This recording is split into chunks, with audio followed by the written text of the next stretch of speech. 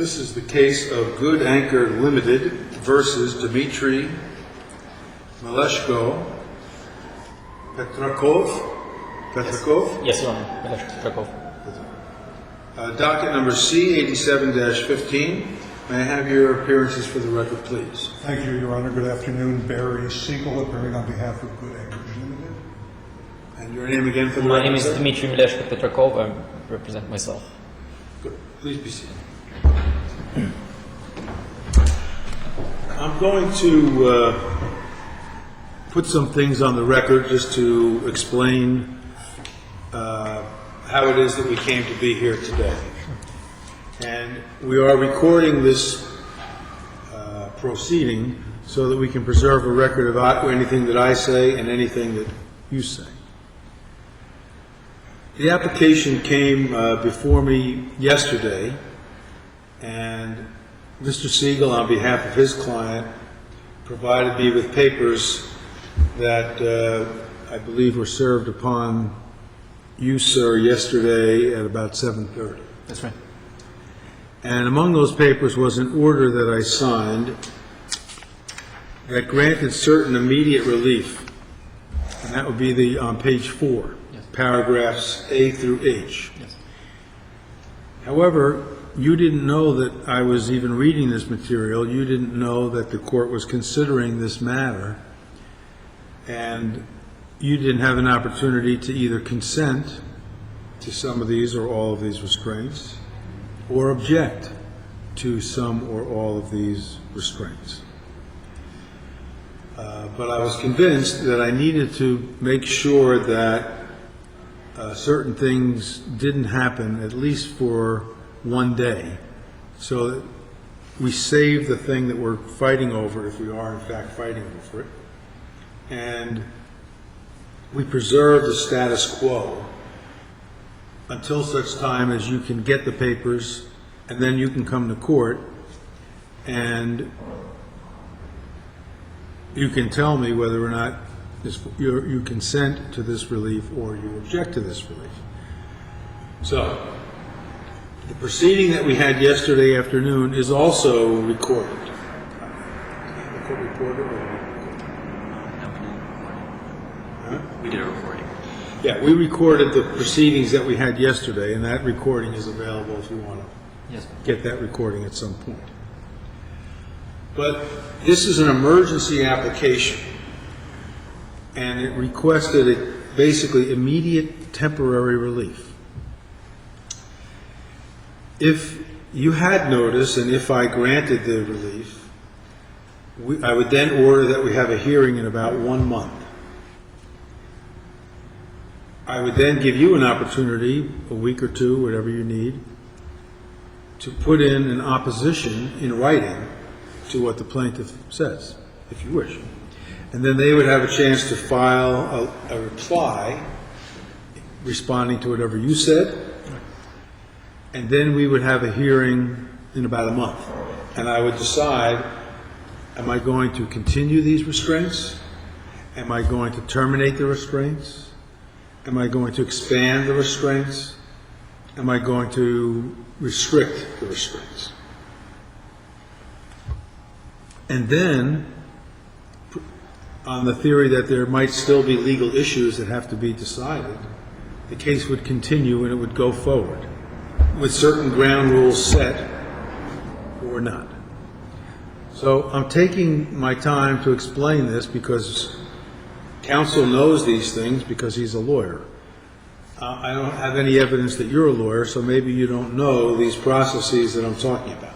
Thank you. You don't have to say anything if you don't wish. If you're going to tell me when I'm done giving my speech that you need time to get a lawyer, you'll have time to get a lawyer. But I have put in these immediate restraints so that, for example, we don't cancel various accounts or turn off various accesses or something like that. And I should say, I haven't reached any opinion, haven't even begun to have an opinion as to what is going on here between the plaintiff and the defendant. I have no idea. I have read some papers I have one side of the story. Usually stories have another side. I don't need to necessarily know all the other side. So, my first question to you is, do you understand what I've explained? Yes, I do. Do you have any questions of me? No, I don't. Not at the moment. Okay. Do you consent to the restraints in A through H continuing in place until we have our hearing in a month?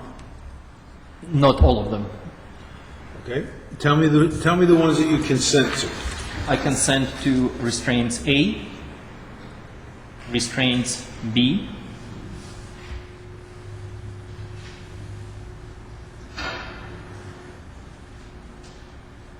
restraints E, and restraint F, and restraint G. Not H. Not H, and not C, and not D. C and D for technical reasons, which I'd be happy to explain, and H is a core disagreement, I guess, that I have over these restraints. Okay. Are you going to tell me now some things that you want me to learn? Yes, sure, absolutely. All right, then I'm going to ask if you would just rise for 1 second and raise your right hand. You swear that any testimony you may swear or affirm that any testimony you may give will be the truth, the whole truth, and nothing but the I truth? do. Great. You can put your hand down and you can sit or stand however you're comfortable. So, I'll deal with the with restraints C and D because these are the easiest ones to deal with. And the matter is very simple. These accounts don't exist. They haven't existed since October 2014. These accounts were a former location of where the server resided. The server has been migrated to Amazon, to this account with Amazon Web Services. It hasn't been hosted with VPS.net for close to 6 months now. okay. And the plaintiff has verbally been told about this case. So it's just impossible for me to maintain these two accounts because they technically don't exist. I have documents from VPS which confirm that these accounts don't exist. Okay. How about H? H is a fundamental disagreement and goes a little bit to the core of core of the argument. It is my opinion that the plaintiffs have been using me as a bit of a free labor for a very extended period of time, and their expectation for me to maintain the servers in terms of providing security patches, it's a burden on me, and that's in a indentured servitude.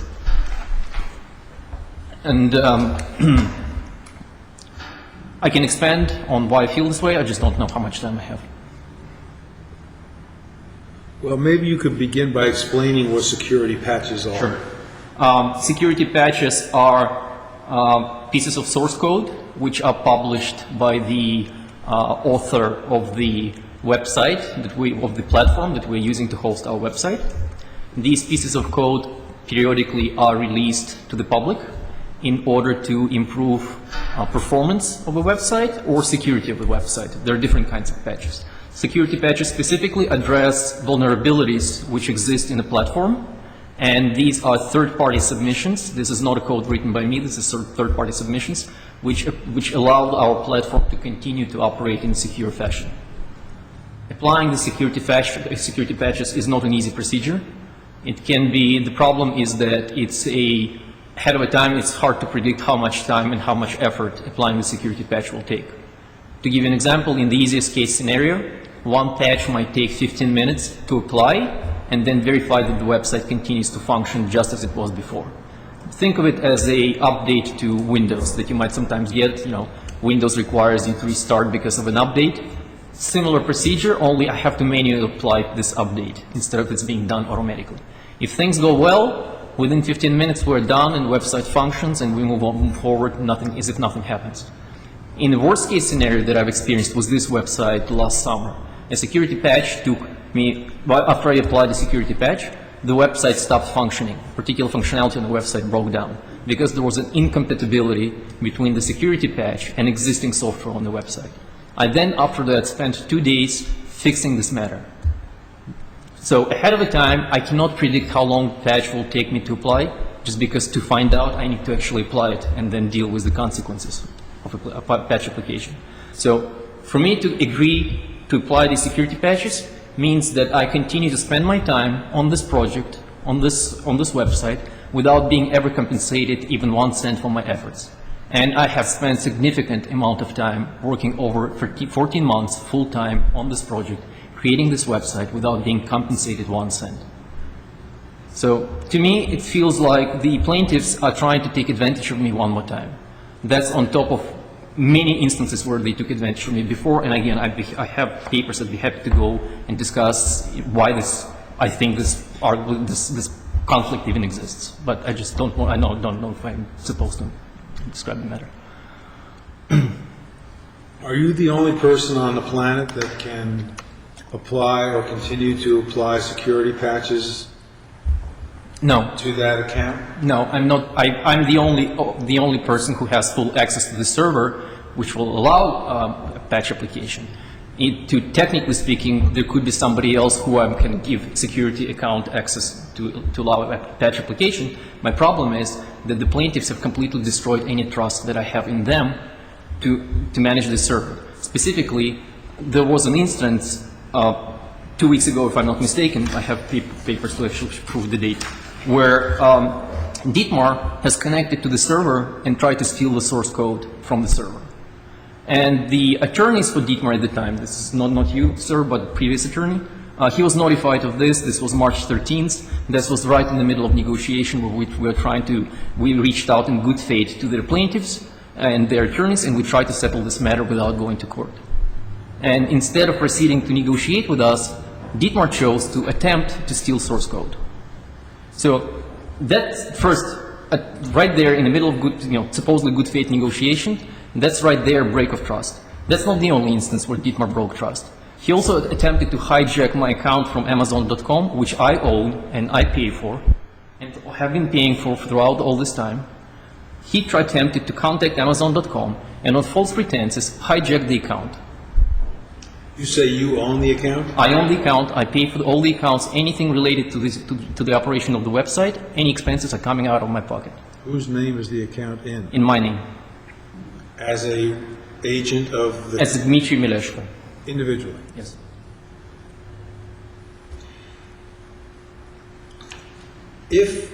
I'm not saying I would, but if I ordered you to continue to apply all security patches, how many opportunities would you have to apply security patches over the next 30 days? It's very hard to predict.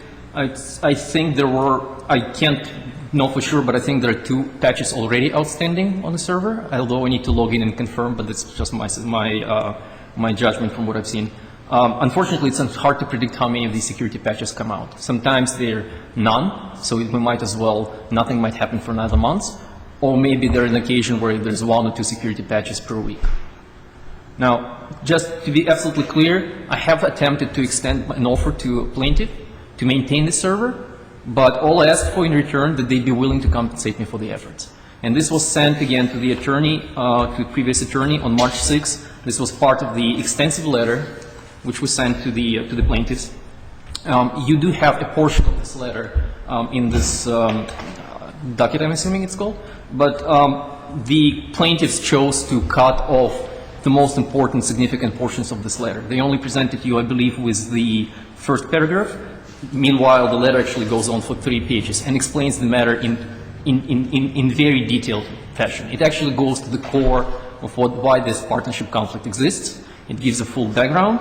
It states my willingness to maintain the servers as long as I would be compensated for maintaining security patches.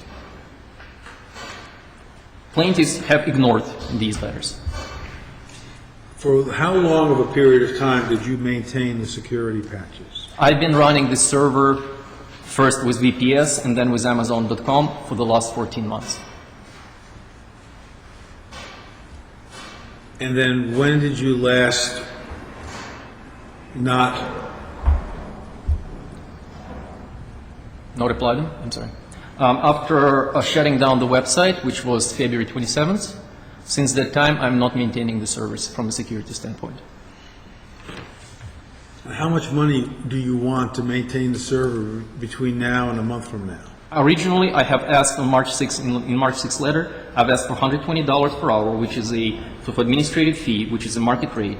And our expectation was that it would take 20 hours per month to maintain the service in rudimentary matter until the matter is settled and transition can be arranged. I asked for upfront payment because, once again, there's very little trust at this point between me and the partners.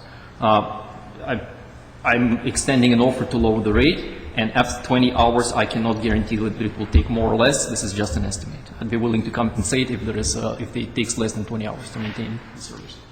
So if I order them to pay you, you'll maintain the server for the next month? Yes, I will. Now, you don't have to answer this next question if you don't want to, but how do you see this case ending? I don't think I would be cautious about answering the question without a attorney present. Right. Okay.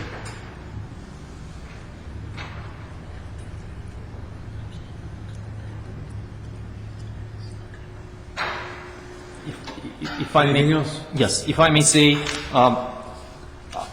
I think the documents that I've seen present the matter in a very single-faceted fashion, and it's a much more complicated matter than it's been presented here.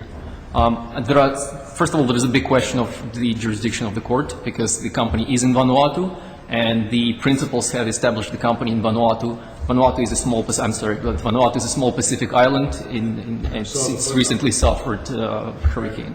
So the principals have, on purpose, purposefully established company in Vanuatu to avoid any legal liabilities in the United States. There is no U.S.-based account present for the company in the United States. It's not licensed to do business in the United States or even in New Jersey, as far as I know. Any accounts which exist, I think, in Fiji, although I haven't been given access to the accounts themselves.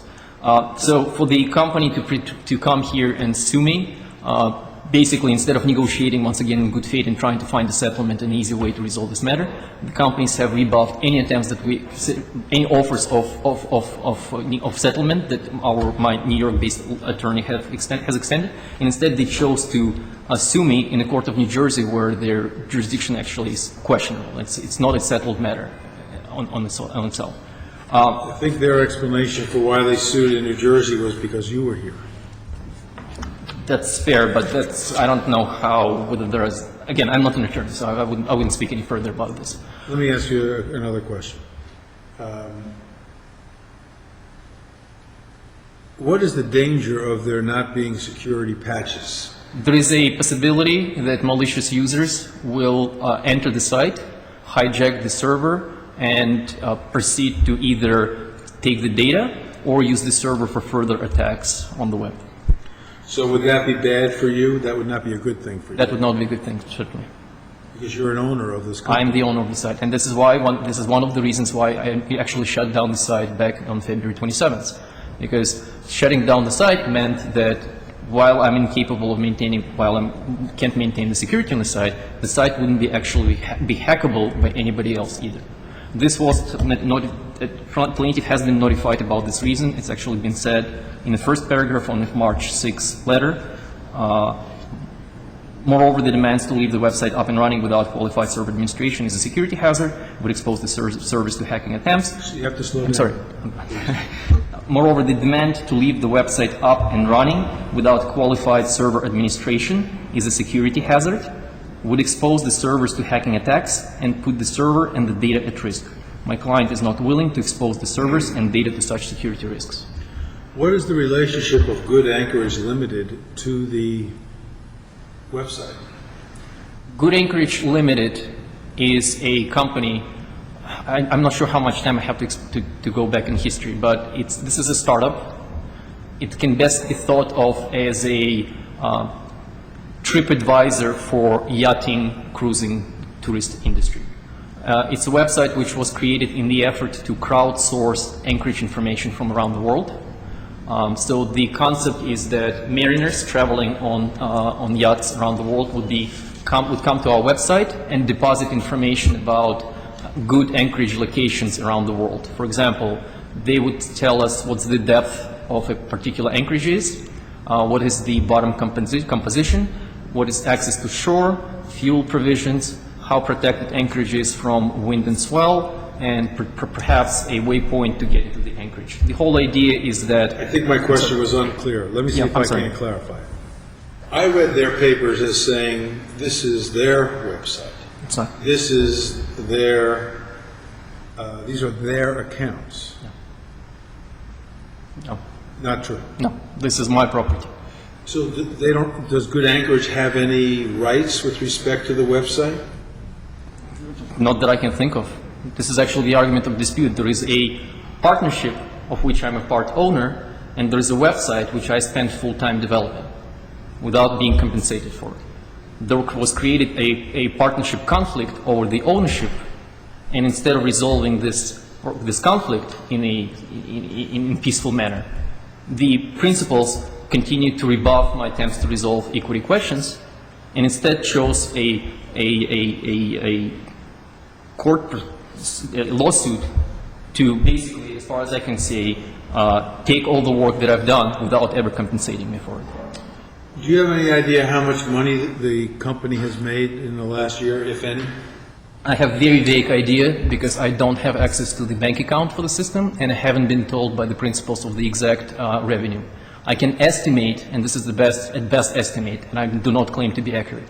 I can estimate that they have perhaps have about $5,000 revenue from selling local advertisements, and I estimate probably around $14,000 from a consulting services that they provide to some tourist organization in South Pacific.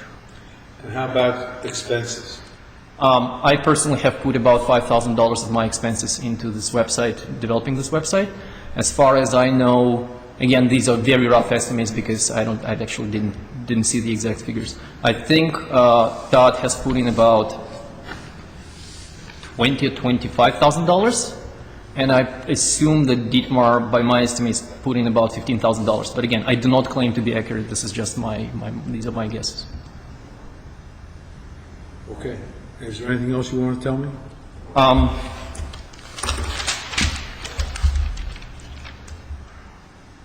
I just want to mention that there are a lot of facts to this matter, and it's at the core, it's a business dispute.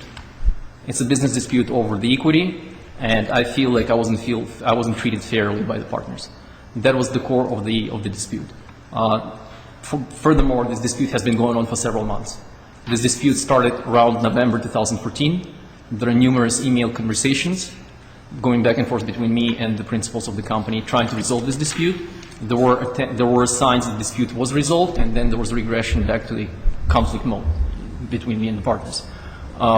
The primary reason why I shut down the site was because it felt like they're taking advantage of my goodwill, of me developing this website without compensation, and I didn't feel like it would be a good way to spend my time to continue with this relationship without coming to some peaceful resolution and finding out how to resolve this conflict. I can tell you that a primary reason that I entered the order that I did yesterday was because I was concerned that you had shut down the website in the past and had threatened to do it again, and that would create possible harm to innocent third parties that Right. are mariners. Right. Was that a legitimate concern of mine? I do not want to say that you're incorrect, sir, Your Honor, but the way this case was presented is not accurate. The presentation that the website is somehow a unique source of safety information for mariners out there is misleading. This, at the core, it's again, the best analogy that I can have is it's a TripAdvisor for maritime world. It's a website designed to promote yachting tourism. The information which we possess, it's not originally produced by us. It's information which comes from other sources. The core idea of crowdsourcing information is that crowdsourcing Anchorage information is that other mariners would bring it in. It's not we who produce the data. It's the data that comes to us. We only aggregate it. The news section of the website which does post announcements about various happenings around the world, including security issues and weather problems. That information comes from other sources. Are there competitors? Yes, numerous, and I have documents for that, even basically stated in principles, our principles words. For example, there is I'm not sure if I can provide documents right now, but I don't need it right now, but you're telling me that there are there are numerous actors competitors. There are at that least provide the same service? there are two corporate competitors who provide very similar service, and there are many competitors, regional and global, who provide portions of the services that we already provide. Anything else, sir?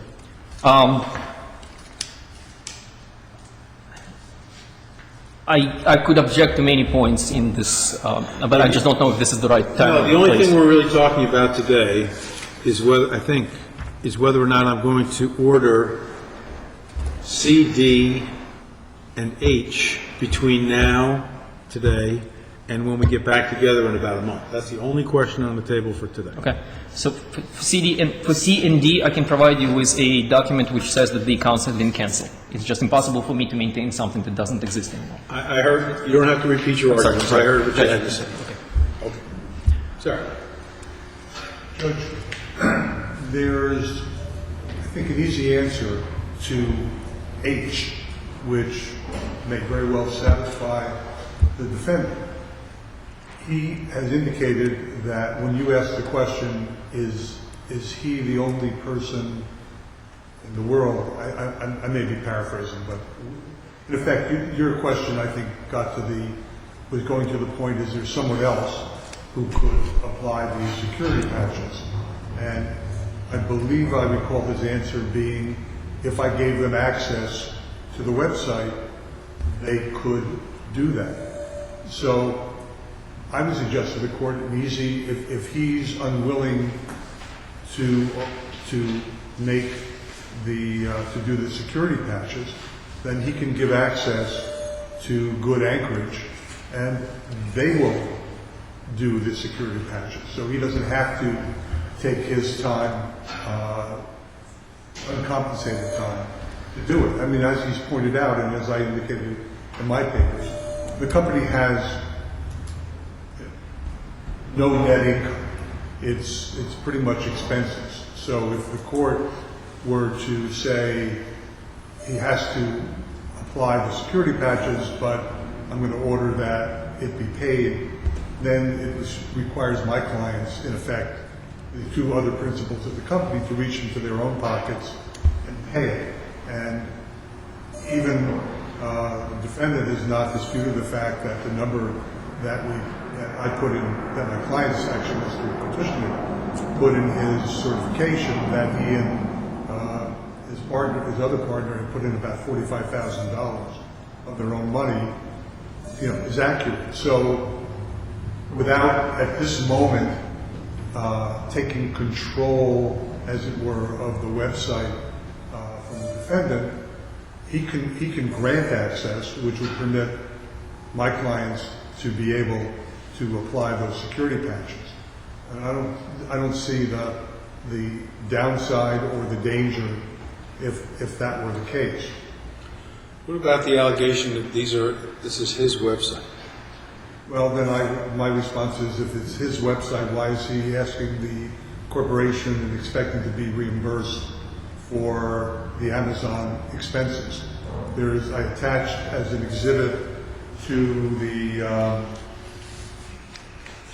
Mr. Petitioner certification, Exhibit C, an expense report that was submitted by the defendant requesting reimbursement of $4,419.39 for expenses dated back to October of 2013 through December of 2014. And in those expenses, there was a request for VPSnet reimbursement. There's a request for reimbursement for server hosting from Amazon. If in fact it's his website and he owns it, why is he requesting reimbursement? And as I also pointed out in when I say what was also pointed out in Mr. Petushnik's certification, there was an independent contractor who designed the basic website, and that's in no way to detract.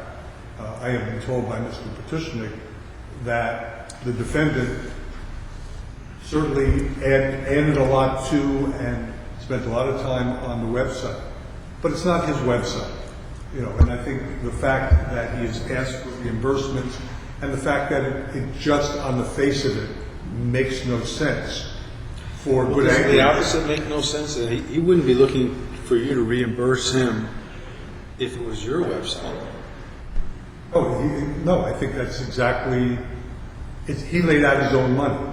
He wanted the company to reimburse him. I think it makes.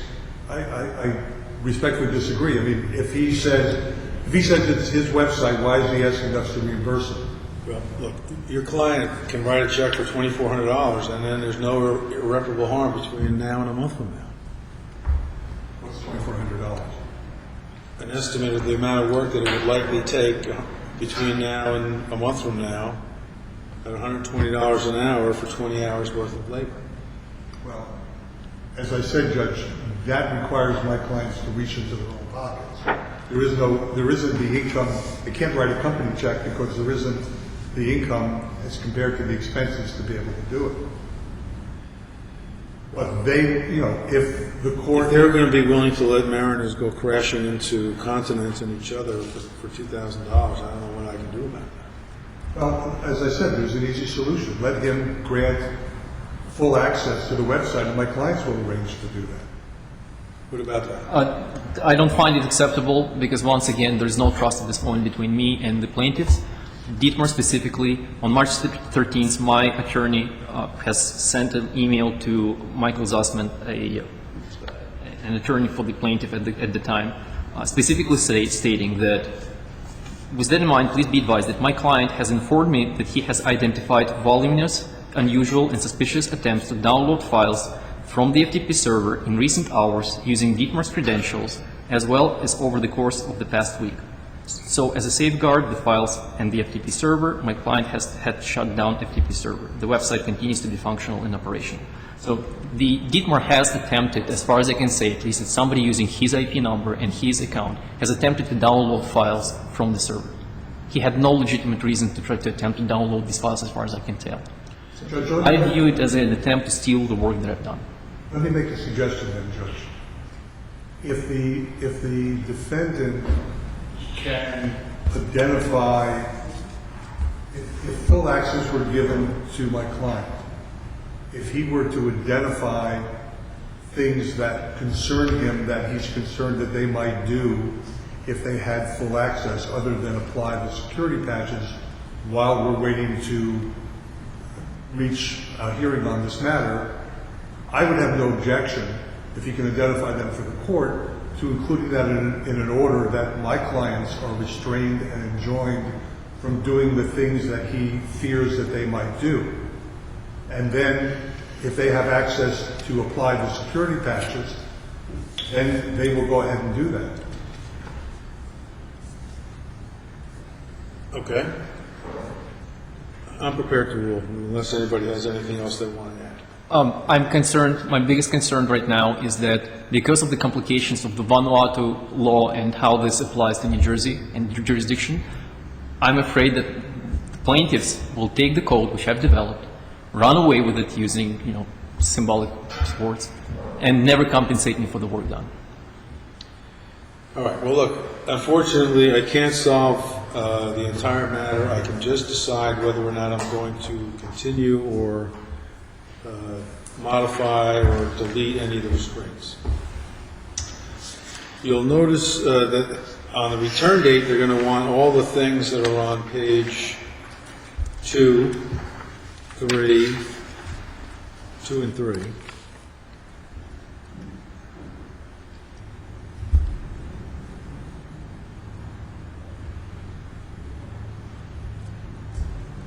But the issue for today is whether or not I'm going to continue the restraints that are here. I have, by consent and without prejudice, the defendant's representation that he will consent to the continuation of the restraints in A, B, E, F, and G. until such time as there's a further order of the court. With respect to C and D not existing, I have his representation on the record. Presumably he has documentation presently with him that he can show to counsel that those no longer exist. So I find no need for the continuation of the restraints on C and D. With respect to H, there are different ways that the parties might want to work that out, but it is apparent that the relationship has broken down, and I don't think I can conclude today that I can permit access by third parties or the plaintiff through the defendant's website, if I'm saying this technically correct, if it's the plaintiff's website, without putting at risk the defendant's work product. I just can't resolve that question. I only grant immediate temporary relief when, if I fail to do so, imminent irreparable harm will occur. Ships will sink, blood will spill, it can't be fixed down the road. That's why I granted the restraints that I did yesterday. But now I know that if a check is cut in good funds for $2,400 as a retainer toward the services that the defendant will undertake to continue to apply all required security patches between now and at least a month. He would have to keep track of his time. He can account for the time. He doesn't have to go over the 2,400, but he needs to alert us in writing if for some reason he's now exceeded the $2,400. I would certainly hope not. And once that money is received and once that check clears, in other words, it's got to be good funds, then you're immediately directed to do what has to be done to maintain the security patches. So it will be my intention, just if you wait by here a little bit, I'm going to do a quick order memorializing what we've just said.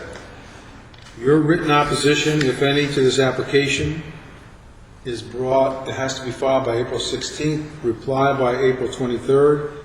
I'll see you on Friday, May 1st. I would urge you, this does not appear to be a matter that would be immune from possible settlements.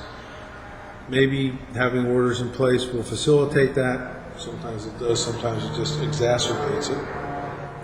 I'm available to help you try to settle a case if you want to try that at some point. But if you stand by, I'll give you a line.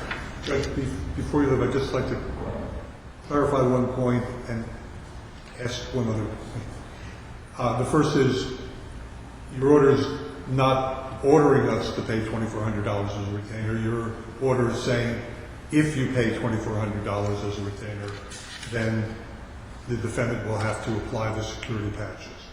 If we don't pay it, then he doesn't. Is that correct? Seems good. Seems correct. You're right. That's a good point of clarification. Thank you, Judge. The second point is, I'm wondering whether it would be possible to make the return date May 8th rather than May 1st. That weekend is my birthday, and my wife has already made non-refundable plans to take me away. Absolutely. Absolutely. Thank you, Judge. That will make her happy. All right. Thank you, fellas. Just stand by if you would, all right? And we'll send you something out. Okay.